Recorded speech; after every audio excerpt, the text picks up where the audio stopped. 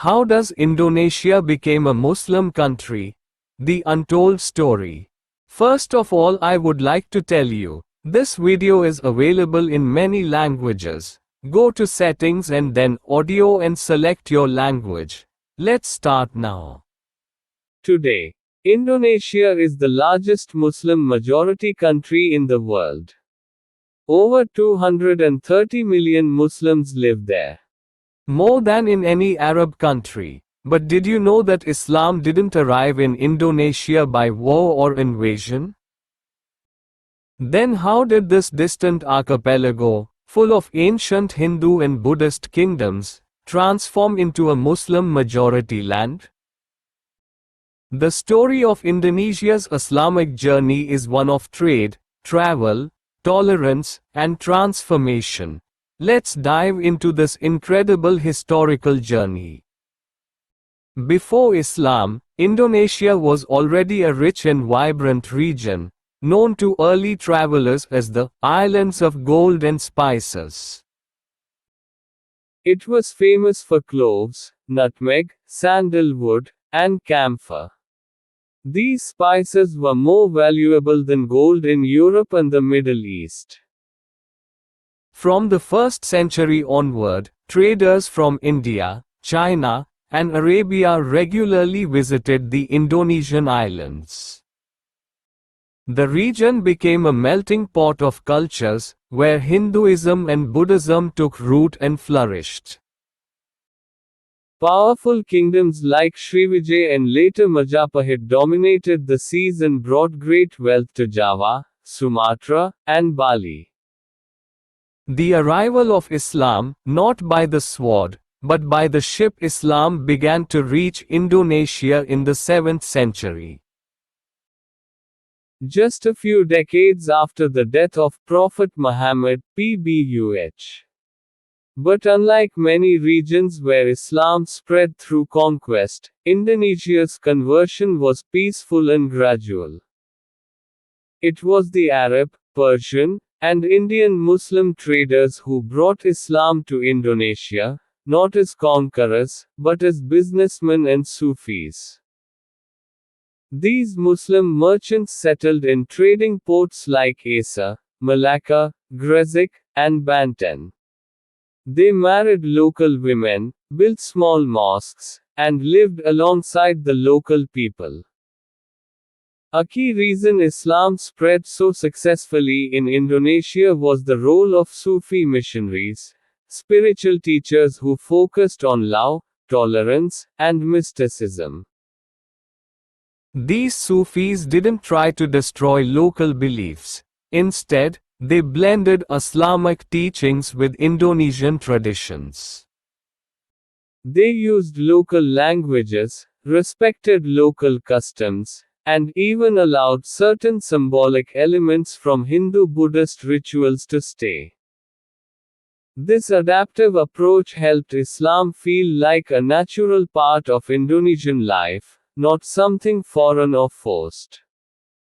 The most famous among them were the Wali Songo, the 9 saints, who were instrumental in spreading Islam across Java. In the 14th and 15th centuries, they used puppet theatre, music, poetry, and education to teach Islam in a relatable way. The rise of Islamic kingdoms. As more people embraced Islam, new Islamic kingdoms began to emerge. Samudra Pasai in northern Sumatra, 13th century, was the first Islamic sultanate in Indonesia. The Sultanate of Malacca, modern-day Malaysia, became a major Islamic power and spread Islam to the Indonesian archipelago through trade. In Java, kingdoms like Demak, Banten, and Mataram grew powerful and became centers of Islamic learning and politics. These sultanates replaced older Hindu-Buddhist kingdoms not through destruction, but by absorbing and replacing them culturally and politically. The colonial challenge in the 16th century, a new challenge came, the European colonizers. Starting with the Portuguese and followed by the Dutch, they came for spices but also tried to spread Christianity and dominate trade. The Dutch East India Company, VOC, used force to control ports, enslave locals, and suppress Islamic influence. However, Islam had already taken deep root. In fact, Islam became a unifying identity against the foreign colonizers. Many Islamic scholars, clerics, and peasantrons, Islamic schools, became centers of resistance and education. Heroes like Diponegoro and Teuku Umar fought for freedom with Islamic inspiration. Independence and modern Indonesia. When Indonesia gained independence in 1945, Islam was already the religion of the majority of the people. However, the founders chose a secular state with freedom of religion. Yet, the influence of Islam remains powerful in all aspects of life, from culture and education to politics and daily behavior. Today, Indonesia stands as a modern democracy with deep Islamic roots, a nation that reflects a unique blend of faith, diversity, and resilience.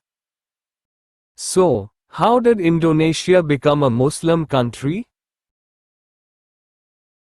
Not through swords, but through ships. Not through force, but through faith and friendship. Not by destroying, but by embracing. The story of Indonesia's Islamization is a reminder that religion can spread through love, trade, culture, and wisdom. And that's what makes Indonesia's Islamic history not just unique, but a shining example for the world.